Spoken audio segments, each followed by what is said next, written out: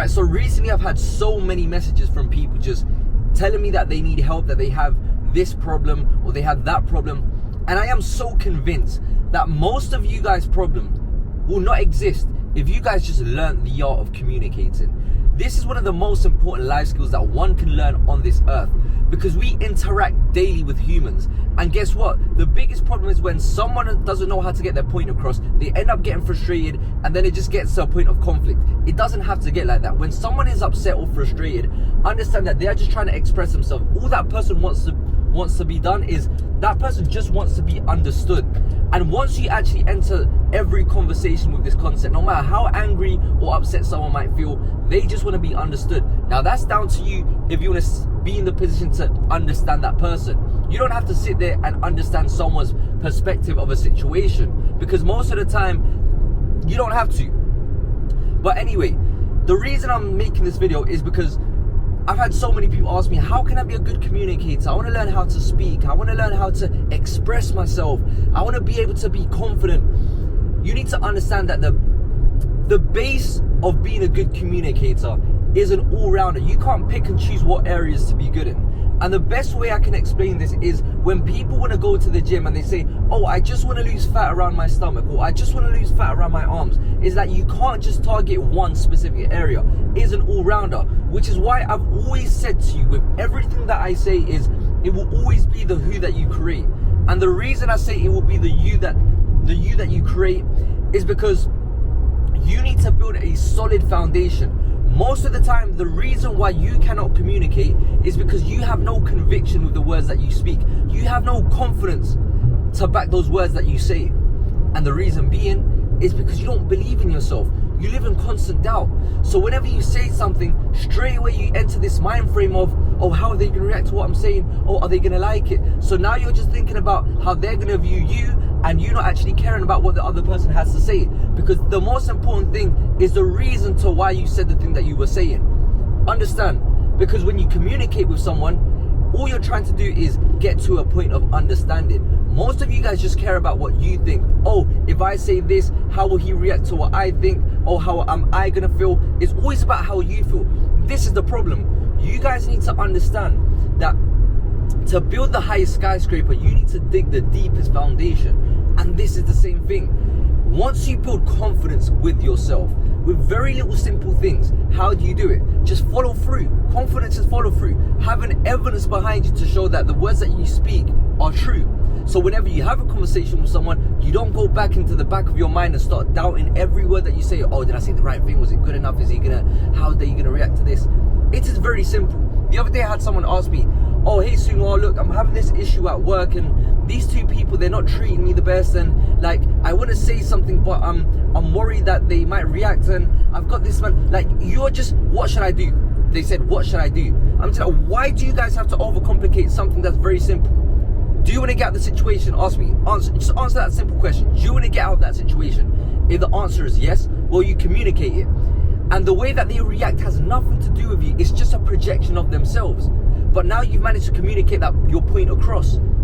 If you don't want to change it because you're scared how they're going to react, well, live with the consequences of that. They're going to continue bothering you at work. It is very simple. And I don't understand, and I do understand, because I used to live in that exact way of living, in that exact same way of thinking. So like, no, I'm too scared of, like, oh, I borrowed someone money, and how should I ask them? I'll go on Google and start asking how I'm going to ask someone to give me back. Very simple. The same way they asked you to borrow money, the same way I'm going to go up to that person. So excuse me, could you give me back my money? Or listen, mate, I need the money. It's very simple, because all they're going to do is like, oh yeah, I forgot, or whatever response they're going to give you. The thing is, we end up creating these endless scenarios of situations that might exist, which causes this crazy anxiety, and that's what stops you from taking action. And guess what? That thought only ever stays a thought, and now you end up with a what if, the what if that, what if this. So the answer to everything, to answer your question, is action. You want to be a good communicator? Let me summarize it. First, build that person, a confident person. So you have to start with the basics. Don't expect to get to the 10th floor by skipping the 1, 2, 3, 4. It's not as simple as, oh, let me go from A to B. No, an alphabet has A to Z. So you need to go B, C, D, E, F, G. So what is B, C, D, E, F, G? Very simple. That's why I always say very simple is one of my favorite words, because I don't like complex things. I'm someone that likes to break things down in a way that a 5-year-old child can understand, because sometimes that's the way I need to learn things. So how do you become a good communicator? Very simple. There are things that you need to control. Yo, welcome back to another YouTube video. The time is like 11:45. I wake up at 4 a.m. But the point I'm making this video is because recently I've had so many messages from people asking me the similar questions. And I'm very convinced that most of you guys' problems will not exist if you guys just learn how to communicate. Learning to communicate is one of the biggest life skills that one can learn on this earth, because you will have daily interactions with people. So what do you have to do? You have to communicate. The thing is, it's something so simple, yet you guys don't understand. You guys try to go around it. You guys put too much thought into something that doesn't need much thought. And this is why you end up creating these endless branches of situations like, how are they going to react? How are they going to feel? Are they going to judge me? Are they going to think this about me?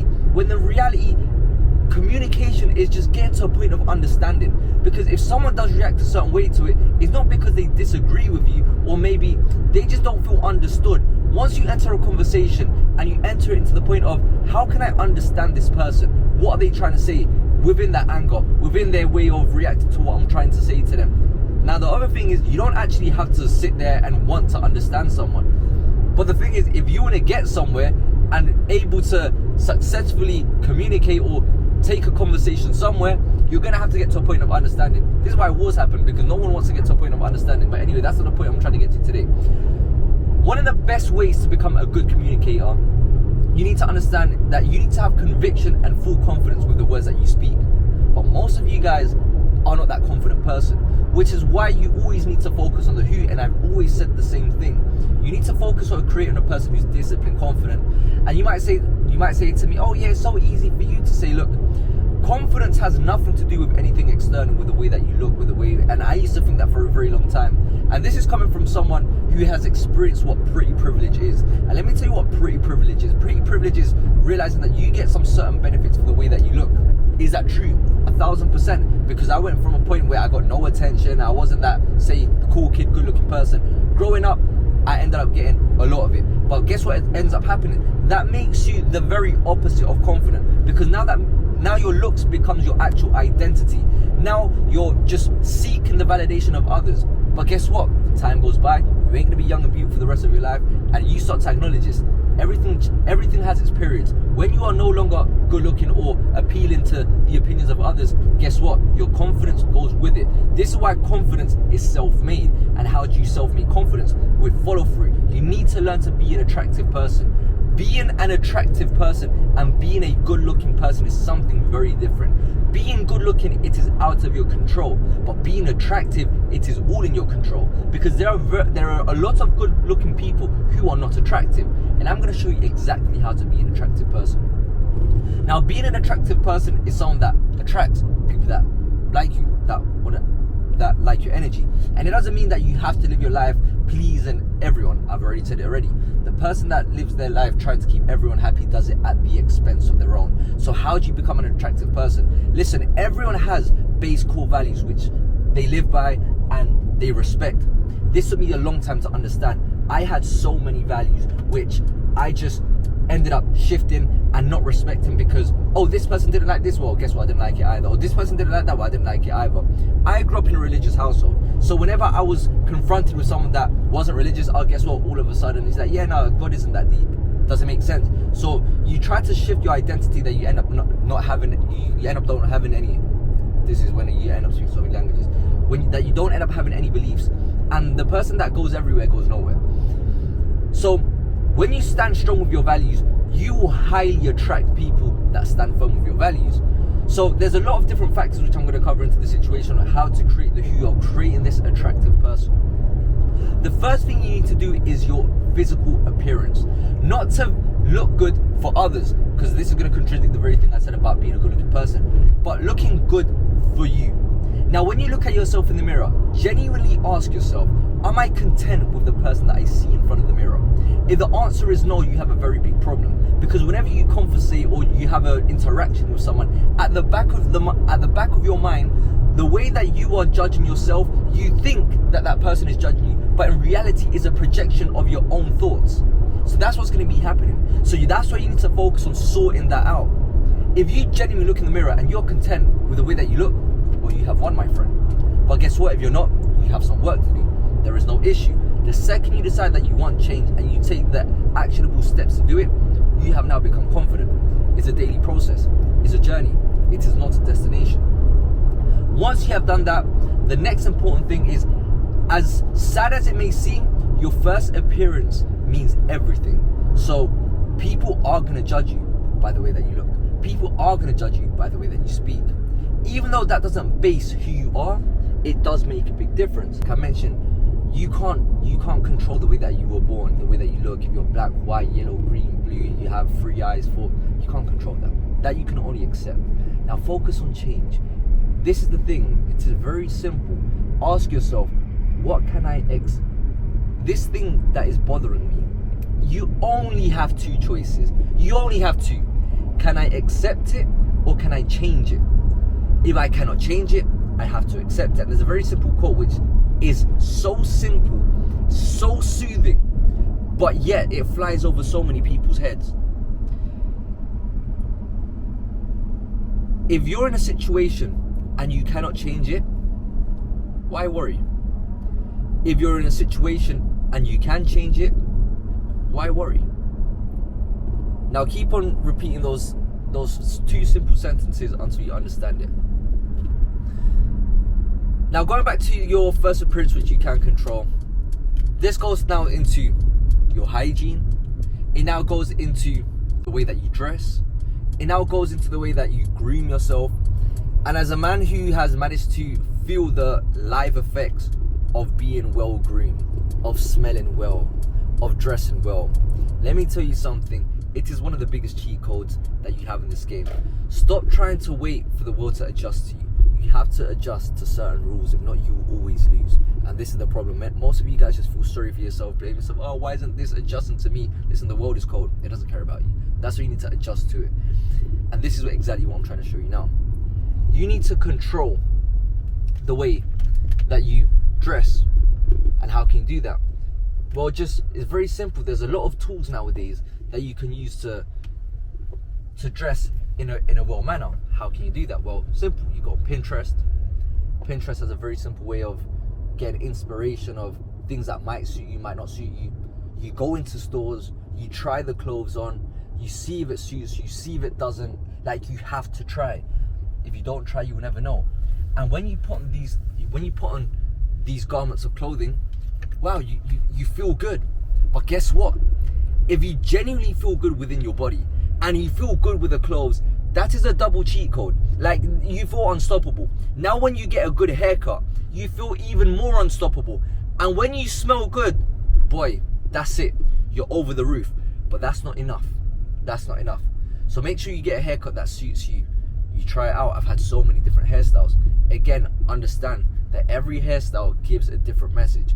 You have long hair, which I did have long hair. It gives you more relaxed, chill vibes. Like, I don't know, beach vibes, like surfer vibes. You have shorter, long hair. The way I have now is more serious. So you just have to play around with it. The next one is smell. What can you control? You go again. You don't have to buy expensive clothes. You don't have to buy the most expensive perfume. Look, this t-shirt I'm wearing now is a £4 t-shirt. I bought from Primark. Like, I genuinely like these t-shirts. I used to buy some Zara t-shirts for £20, and I didn't like the way it used to sit. But this is a slim fit t-shirt. It sits well, and I like it. Perfume is the same. There's different ranges of perfume. You can go to Zara, pick up a perfume, I don't know, for like 20 quid, or you can just go to, I don't know, you can get perfumes that are up to 500, 1,000. It just depends. Play around with it. What is your budget? Like, it's not hard. It is not hard. Oh, you can't afford it this month? Well, guess what? If you can save up £2 every week, then you have enough to buy your perfume. Let me just stop here. Now, the next thing is going to go to is building the confidence. So now you have managed to control all the controllables on the external. You've controlled that. So now you feel confident with the way that you look. You feel confident with the way that you dress. You feel confident with your hair. So now, that doesn't make you a confident person. On the exterior, you may look confident, but how do you feel confident within the inside? And it starts off with your daily habits. Your daily habits create the person that you are. You are your habits.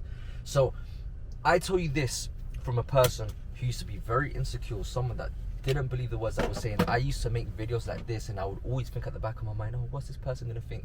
I was always validating myself with the opinions of others, but I was never validating myself with my own personal opinion.